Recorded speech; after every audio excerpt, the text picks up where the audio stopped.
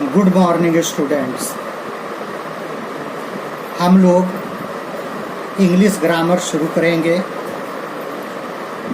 Usually Hindi grammar में हम लोगों ने पढ़ा है कि इसे 5 भागों में बांटा जाता है: वर्ण विचार, शब्द विचार, वाक्य विचार, चिन्ह विचार और छंद विचार। तो in the same way English grammar को भी हम लोग 5 भाग में बांटते हैं। सबसे पहले है ऑर्थोग्राफी।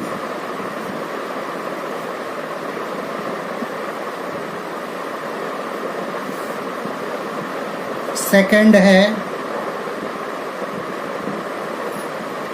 इटिमोलॉजी। थर्ड है सिंटैक्स। फोर्थ है पंक्चुएशन।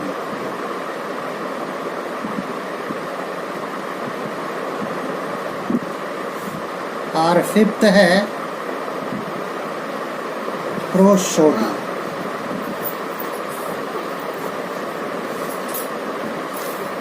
हम अच्छी तरह से जानते हैं कि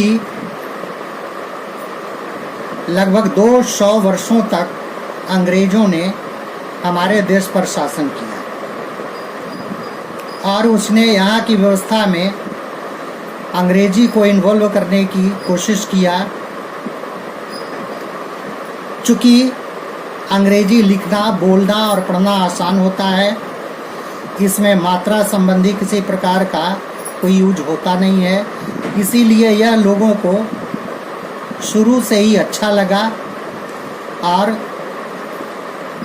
फलस्वरूप आज हमारे बीच अंग्रेजी कुछ ज़्यादा ही प्रचलन में है। दूसरी तरफ ये समझ लें कि हम लोग जो भी बुक्स वगैरह पढ़ते हैं, most of them foreign writer के द्वारा लिखा गया है, वो सारा अंग्रेजी में।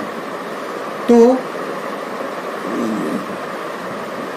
इंग्लिश का वैल्यू इसलिए भी कुछ ज़्यादा बढ़ा हुआ है और हमारे कॉम्पिटिटिव एग्ज़ाम में या हमारे बोर्ड एग्जामिनेशन में इंग्लिश ग्रामर की ज़रूरत होती है और इसीलिए इंग्लिश ग्रामर तो हर किसी को जानना ही चाहिए और लोग जानने की कोशिश भी करते हैं। आज हम आपको अंग्रेजी ग्रामर का बेसिक शुरुआत बताना चाहते हैं। सबसे पहली बात तो ये है कि हमारे हिंदी जानने वाले लोगों ने अंग्रेजी ग्रामर को हिंदी में डब करने का भरसक प्रयास किया और काफ़ी हद तक उन्होंने सफलता भी पाई, लेकिन 100% वे सक्सेसफुल हों ये संभव नहीं है। सबसे पहले आपने देखा ऑर्थोग्राफी, हिंदी में इसको कहते हैं वर्ण विचार। नंबर 2 में देखा इटिमोलॉजी, इसको कहते हैं शब्द विचार। नंबर 3 में देखा सिंटैक्स, इसको कहते हैं वाक्य विचार। नंबर 4 में देखा पंक्चुएशन, इसको कहते हैं चिन्ह विचार। और नंबर 5 में प्रोसोडी, इसको कहते हैं छंद विचार। 1 by 1 यदि हम लोग पढ़ना शुरू करेंगे तो इसको हम लोग कहेंगे ट्रेडिशनल ग्रामर।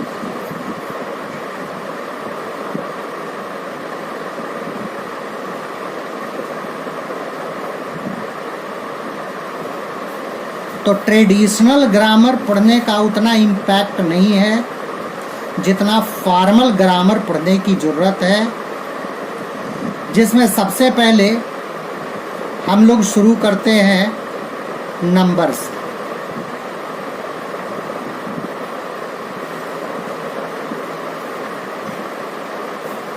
यदि हम ट्रेडिशनल ग्रामर पढ़ते हैं तो सबसे पहले ऑर्थोग्राफी सीखने की ज़रूरत है। तो ऑर्थोग्राफी रेफर्स टू अल्फ़ाबेट्स और हम लोग अल्फ़ाबेट्स को 2 भाग में बांटते हैं। वॉवेल्स और कॉन्सोनेंट। यूजुअली हम लोग जानते हैं कि वॉवेल्स 5 होते हैं, ए ई आई ओ यू, और रेस्ट 21 कॉन्सोनेंट्स होते हैं, जिसमें डब्ल्यू और वाई को सेमी वॉवेल कहा जाता है। तो टोटल वॉवेल्स हो गए ए ई आई ओ यू, ये टोटल हो गए 5। और सेमी वॉवेल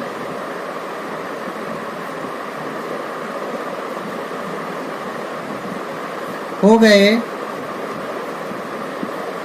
डब्ल्यू और वाई, ये हो गए 2, टोटल हो गए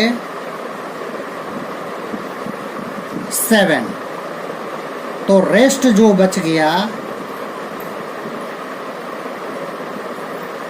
रेस्ट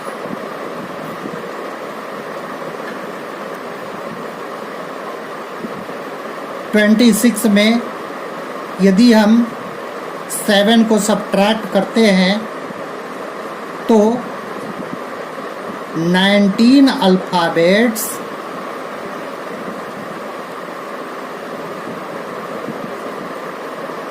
ये कॉन्सोनेंट कहलाएंगे।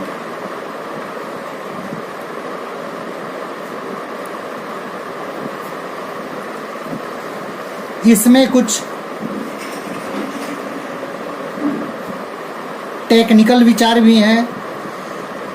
पहले जब +2 में CBSE में अंग्रेजी ग्रामर यूज किया जाता था, तब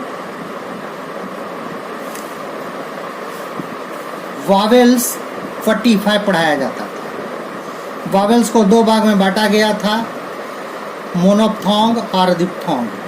तो मोनोप्थोंग का मतलब हुआ वैसा वॉवेल जो 1 और ओनली 1 अल्फ़ाबेट से बना हुआ, और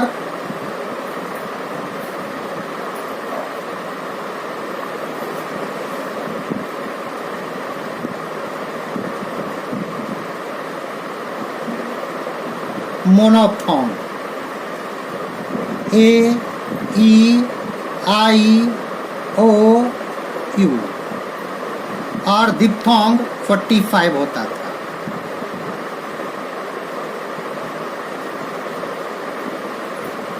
ए I O U double O A U ETC। पर इसका यूज तो है, हम लोगों के लिए जानना उतना ज़रूरी नहीं है, क्योंकि यह ट्रेडिशनल ग्रामर है। हम लोग सीधा फॉर्मल ग्रामर पे आते हैं। तो इसके लिए हमको सबसे पहले जानना होगा नंबर। नंबर को जानने से पहले हम लोग इसके डेफिनेशन को जानना पसंद करेंगे। Number refers to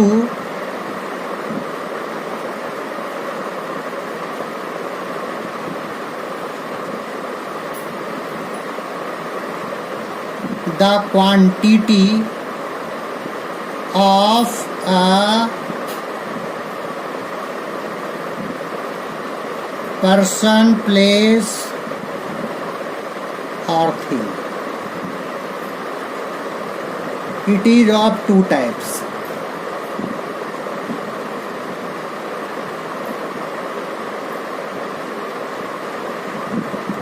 number 1 singular number,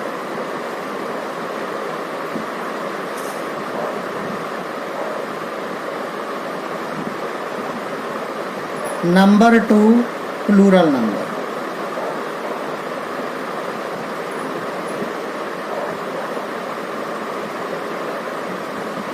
singular number 1 and only 1 object को शो करता है, और plural number 2 and more than 2 object को शो करता है। आज आप लोगों के लिए सब समझने के लिए इतना काफ़ी है। अगले क्लास में हम लोग नंबर के बारे में पढ़ेंगे। Thank you very much.